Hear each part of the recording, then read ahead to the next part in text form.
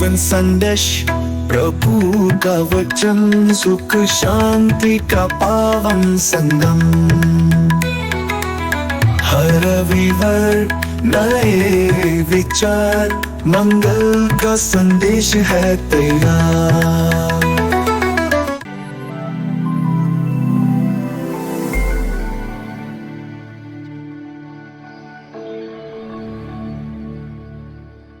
ख्रिस्त में प्यारे भाई और बहनों, जब हम इस दुनिया में किसी को पाप करते देखते हैं या किसी ऐसे व्यक्ति को मिलते हैं जिसने हमें ठेस पहुंचाया है, तो हम ईश्वर से उनके लिए यही चाहते हैं कि प्रभु इन्हें तुरंत सजा दे, इसे बर्बाद कर डाले। हम भी आज के सुसमाचार के नौकरों की तरह ईश्वर के पास जाते हैं और कहते हैं, क्या हम जाकर उस जंगली बीज को बटोर लें? लेकिन आज का पहला पाठ जो प्रज्ञा ग्रंथ से लिया गया है, ईश्वर के एक ऐसे स्वभाव को प्रकट करता है जो इंसानी सोच के बिल्कुल विपरीत है। ईश्वर का वचन कहता है, तू सबका स्वामी है और इसलिए सब पर दया करता है। तू शक्तिशाली होते हुए भी उदारता पूर्वक न्याय करता है। जरा एक मिनट के लिए सोचिए, ईश्वर जो पूरे विश्व को अपनी एक उंगली से नष्ट कर सकता है, लेकिन वही ईश्वर शांत क्यों है? वह उस व्यक्ति को तुरंत सजा क्यों नहीं देता जिसने आपको चोट पहुंचाया है, आपका दिल दुखाया है? ऐसे व्यक्ति को वह क्यों सजा नहीं देता? वह उस पापी को तुरंत नष्ट क्यों नहीं कर देता और वह खुलेआम घूम रहा है? पहला पाठ इसका एक अनोखा कारण बताता है कि ईश्वर पापियों को पश्चाताप के लिए अवसर देता है। आज अगर मालिक या ईश्वर नौकरों की बात मानकर इस दुनिया से सारी जंगली बीज को निकालने का हुक्म दे दे, तो क्या मैं और आप इस वेदी के सामने जीवित बच सकेंगे? जो कड़वाहट, जो वासना, जो झूठ और जो ईर्ष्या हमने अपने दिल के बंद कमरों में छिपा कर रखी है, क्या वह जंगली बीज नहीं है? ईश्वर का यह मौन उनकी कमजोरी नहीं है, यह उनकी करुणा का वह आंसू है जो हमारी तबाही को रोके हुए हैं। हम में से कई लोग आज यहां थके हुए आए हैं। हम बदलना चाहते हैं, हम थक चुके हैं अपनी उस पुरानी लत से, अपने उस गुस्से से, अपने उस गुप्त पाप से जिसे हम छोड़ नहीं पा रहे हैं। हम इतने टूट चुके हैं कि जब हम घुटने टेकते हैं तो मुंह से कोई शब्द नहीं निकलता। हमें लगता है कि ईश्वर हमसे नफरत करता होगा। लेकिन आज का दूसरा पाठ जो रोमियों के पत्र से लिया गया है, ईश्वर के प्यार का एक ऐसा रहस्य खोलता है जो हमारे आंखों में आंसू ला सकता है। संत पौलुस कहते हैं कि पवित्र आत्मा हमारे कमजोरियों में हमारी सहायता करता है, क्योंकि हम यह नहीं जानते कि हमें किस प्रकार प्रार्थना करनी चाहिए, परंतु आत्मा स्वयं ऐसी आहें भर भर कर हमारे लिए विनती करता है जिन्हें शब्दों में व्यक्त नहीं किया जा सकता।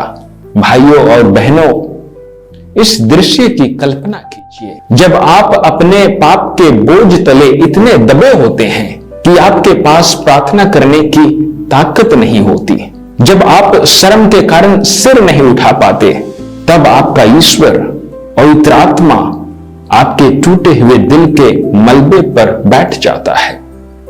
वह आपसे दूर नहीं भागता, बल्कि वह आपके अंदर बैठकर पिता ईश्वर के सामने ऐसी चीखें और कराहें भरता है जिन्हें दुनिया का कोई शब्द बयान नहीं कर सकता। वह आपके लिए रोता है जब आप खुद के लिए नहीं रो पाते। आज के सुसमाचार में नौकरों ने मालिक से कहा, क्या आप चाहते हैं कि हम जाकर जंगली बीज बटोर लें? स्वामी ने उन्हें उत्तर दिया, नहीं, कहीं ऐसा ना हो कि जंगली बीज बटोरते समय तुम गेहूं भी उखाड़ डालो यहाँ ईश्वर जो मालिक है उसको उस जंगली बीज की चिंता नहीं है। ईश्वर को डर है कि कहीं उस जंगली बीज के चक्कर में उनका कोई एक प्यारा गेहूं का दाना नष्ट ना हो जाए। वे आपके उलझे हुए जीवन को जानते हैं। वे जानते हैं कि आपके अंदर अच्छाई और बुराई दोनों उलझी हुई है। वे इस इंतजार में कुल्हाड़ी रोके खड़े हैं कि पवित्र आत्मा की कराहों से एक दिन यह जंगली बीज बदल जाएगी और अंततः गेहूं बन जाएगी। इस अनोखे प्यार की दृष्टि को देखना है तो कलवारी के क्रूस पर देखिए। वहां नीचे जो लोग खड़े थे, जो यीशु के मुंह पर थूक रहे थे, जिन्होंने उनके हाथों में कीलें ठोकी थी, वे साक्षात रूप से कड़वी जंगली बीज थे।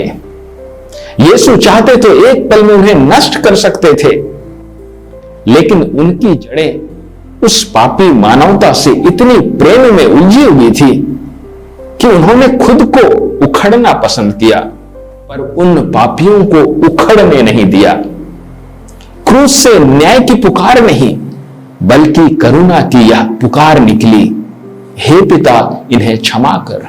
लेकिन मेरे प्रिय भाइयों और बहनों, कटने का वह दिन निश्चित है। यह जीवन हमेशा के लिए नहीं है। एक दिन हमारी सांसें रुक जाएंगी, मालिक का बुलावा आएगा। उस दिन गेहूं को खलिहान में गौरव के साथ इकट्ठा किया जाएगा और वह जंगली बीज जो आखिरी वक्त तक नहीं बदली, उसे आग के हवाले कर दिया जाएगा।